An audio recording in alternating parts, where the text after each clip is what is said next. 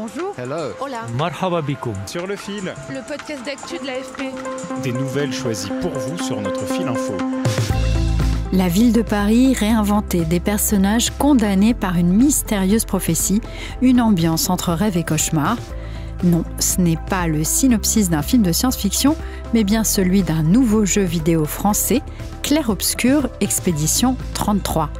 Et si on vous en parle aujourd'hui, c'est parce que le jeu a enregistré un franc succès depuis sa sortie fin avril, avec 2 millions de ventes dans le monde en moins de 2 semaines et des critiques dithyrambiques. C'est d'autant plus une prouesse qu'il a été créé par un petit studio de Montpellier, Sandfall Interactive, avec des moyens limités. Il s'agit en plus du premier jeu vidéo créé par cette équipe, pour l'essentiel composé de jeunes âgés de 20 à 30 ans. Une performance saluée même par Emmanuel Macron. Pour en savoir plus sur les secrets de ce succès, Sur le fil a invité Kylian Fichou, spécialiste des jeux vidéo au service numérique culture de l'AFP. Un épisode préparé par Saïe Bouchouicha et réalisé par Maxime Mamet. Sur le fil.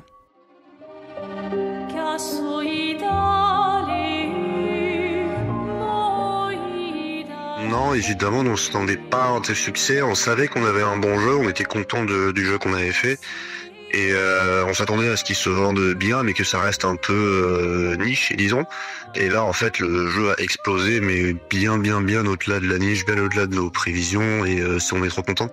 On a eu un énorme soutien. On a tous les streamers qui jouent au jeu. Enfin, c'est beaucoup plus que ce à quoi on s'attendait. Et donc forcément, on est ravis, quoi. C'est un moment un peu hors du temps, c'est assez magique pour nous, quoi. Guillaume Roche est le créateur du jeu et patron du studio Sandfall. Avec son équipe, ils sont tombés des nues, d'autant que le jeu a même été salué par les grands studios comme Bethesda et Square Enix, le producteur de Final Fantasy. Nous, on a vraiment fait le jeu qui nous plaisait, on a fait un jeu pour nous, on a fait un jeu auquel on avait envie de jouer, sans considération, est-ce que ça va vraiment marcher, est-ce que c'est vraiment en fait se concentrer sur ce qui fait que le jeu vidéo est un art, quoi, c'est raconter une histoire, raconter des personnages, enfin amener une proposition en tout cas qui est singulière, qui est différente et qui est très personnelle. Mais avant de décortiquer les recettes du succès, je vous propose de plonger dans l'univers du jeu avec Kylian. Imaginez Paris à la fin du 19e siècle, mais dans une version un peu fantasmée de ce Paris-là, de la Belle Époque, où il s'est passé une catastrophe qui s'appelle la fracture. Et en gros, la ville qui s'appelle Lumière, mais qui rappelle très fortement Paris, s'est retrouvée séparée du continent et est apparue une espèce de divinité appelée la Peintresse, qu'on voit au loin, à l'horizon, qui chaque année peint un chiffre sur un monolithe, et ce chiffre baisse chaque année. Toutes les personnes qui ont l'âge ou au-dessus de ce chiffre qui est peint sur ce monolithe disparaissent dans des pétales de fleurs. Écoutez Maëva au micro de Saïe, elle a 25 ans et elle y joue régulièrement. Je me suis pas ennuyée une seule fois. Pendant tout le jeu, j'étais toujours happée par l'histoire, par tous les rebondissements, toutes les nouvelles découvertes. Sur tout l'univers, j'étais complètement en immersion totale et j'ai vraiment adoré jouer à ce jeu. Elle a détruit notre monde. Et quelqu'un lui a dédié un temple. Seuls les gens têtus peuvent changer le monde. Ça aussi, c'est ton héritage. Là, vous venez d'entendre Gustave, un des protagonistes. Il parle avec son ex-petite amie juste avant sa disparition dans les pétales de fleurs. Le compte à rebours fatidique l'attend également. Il sait qu'il n'a plus qu'une année de vie devant lui et a donc décidé d'affronter la déesse maléfique. On incarne une expédition, on incarne plusieurs personnages qui vont se rendre sur le continent où se trouve la Peintresse, donc l'adversaire principal du jeu, et ils vont devoir affronter des créatures plus ou moins monstrueuses pour pouvoir avancer et enfin atteindre cette Peintresse et pouvoir s'en débarrasser pour lever cette espèce de malédiction qui fait qu'année après année, l'espérance de vie des gens diminue. Selon Kylian, le succès de Clair-Obscur Expédition 33 tient notamment à sa touche française, rafraîchissante. Ils ont vachement insisté sur cet aspect français qu'on retrouve aussi dans la patte graphique du jeu, qui est quand même très inspiré du Paris de la Belle Époque, que ce soit dans les bâtiments haussmanniens, que ce soit, vous allez voir la Tour Eiffel avec un petit peu en train de se désagréger. Les personnages portent des habits qu'on pourrait croire vraiment tirés du Paris du 19e siècle. Les développeurs s'en sont aussi un petit peu amusés parce que vous pouvez débloquer des tenues pour les personnages et il y a par exemple une tenue où ils ont un béret, ils ont des baguettes de pain dans le dos. Donc voilà, on joue un petit peu avec tous les clichés de la France. Et c'est vrai que ça fait parler du jeu à l'étranger parce qu'il y a cet esprit un peu français qui à la fois imbibe le jeu parce qu'on sent dans l'inspiration graphique qu'il y a une vraie maîtrise de ce creuset culturel français et en même temps, ils s'en amusent avec les clichés, la baguette de pain, les putains, les merdes et ces choses-là. Pour les doubleurs, c'était assez drôle. Écoutez, c'était lors d'une séance d'enregistrement des voix. Putain. Putain. Putain. Putain. Yeah. Merde. Merde. My mouth doesn't make these noises. Merde. Les joueurs semblent aussi apprécier la bande-son créée par Lorient Testard. On passe des chœurs qui font penser aux chants grégoriens, aux airs de piano ou de violon, voire même à une bonne guitare électrique. Lui aussi est un junior déniché sur un forum. Écoutez-le. Alors l'histoire du début du projet, c'est un petit peu un heureux hasard où je vais poster une musique que j'ai fait sur un forum inconnu, obscur, où j'y suis jamais allé. C'était la première fois de ma vie que j'allais sur ce forum pour poster un truc. Et Guillaume, il est tombé sur cette musique, sur ce forum-là aussi, alors qu'il n'y va jamais non plus. Et il a pris la décision de m'envoyer un email pour qu'on travaille ensemble sur son jeu. Il m'a montré des images de son projet, qui à l'époque s'appelait We Lost et qui était un petit peu l'ancêtre de Clair Obscur Expédition 33.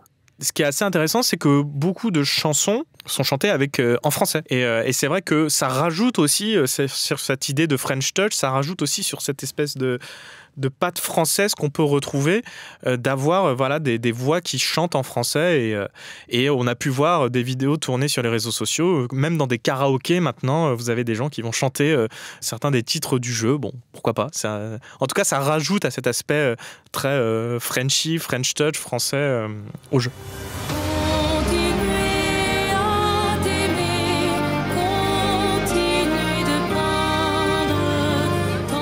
Selon Kylian Fichou, le succès du jeu s'explique aussi par son prix, environ 45 €. On voit que certains jeux, comme le nouveau Mario Kart, sera proposé à 80 € en version digitale et 90 € en version physique.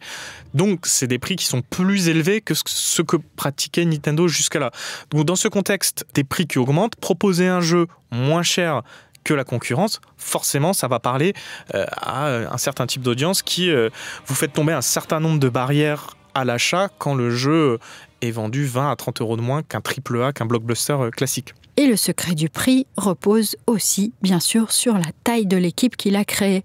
Une petite trentaine de personnes seulement. Il faut savoir qu'aujourd'hui, dans le milieu du jeu vidéo, ce qu'on appelle les AAA, c'est-à-dire les blockbusters, c'est l'équivalent des blockbusters au cinéma, ces AAA, ils sont développés sur 4-5 ans et par des équipes qui comptent plusieurs centaines de personnes, voire parfois même on peut aller jusqu'aux milliers de personnes.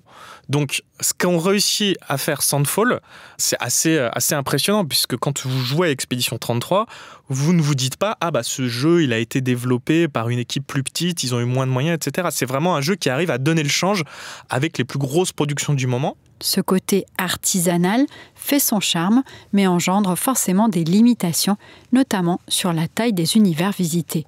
Expédition 33, comme tous les jeux vidéo, c'est pas un jeu vidéo parfait. Expédition 33, c'est pas tant qu'il a des défauts, c'est plutôt qu'il a des limitations. C'est-à-dire que par rapport à des blockbusters du jeu vidéo, à ces AAA qui coûtent des centaines de millions d'euros à développer, il y a des choix économiques qui ont été faits pour le jeu qui expliquent que par certains moments, on se rend compte que par exemple, les niveaux sont beaucoup, beaucoup moins grands que ce qu'on peut trouver dans un Final Fantasy, par exemple, ou dans un Assassin's Creed. Donc ça, c'est une des limitations. Le jeu dure a priori moins longtemps aussi qu'un Final Fantasy, qu'un Assassin's Creed. Selon des cabinets d'analyse interrogés par l'AFP, Clair Obscur Expédition 33 pourrait faire école et pousser d'autres éditeurs à se lancer sur ce genre de projets plus petits, mais aussi plus originaux. Écoutez Guillaume Broche, le créateur, en guise de conclusion, il reprend la citation préférée de Gustave, le héros du jeu. Donc si ça arrive et que oui, ça trace la voie pour ceux qui viendront après, c'est merveilleux. Plus que ça arrivera, c'est encore un peu tôt pour le dire. Ouais. En tout cas, le retour sur investissement semble se profiler. Hollywood a déjà posé son œil sur le jeu pour une adaptation au cinéma. Et le producteur spécialisé Story Kitchen a signé un accord de partenariat avec Soundfall avant même la sortie du jeu. D'ailleurs, des discussions sont en cours avec plusieurs studios de production. Sur le fil revient demain. Merci beaucoup de nous avoir écoutés. Je suis Michaela Cancela-Kiffer. Si vous aimez Sur le fil, n'oubliez pas de vous abonner et bien sûr aussi pour nous encourager de nous mettre 5 étoiles dans votre app de podcast préférée. À très vite.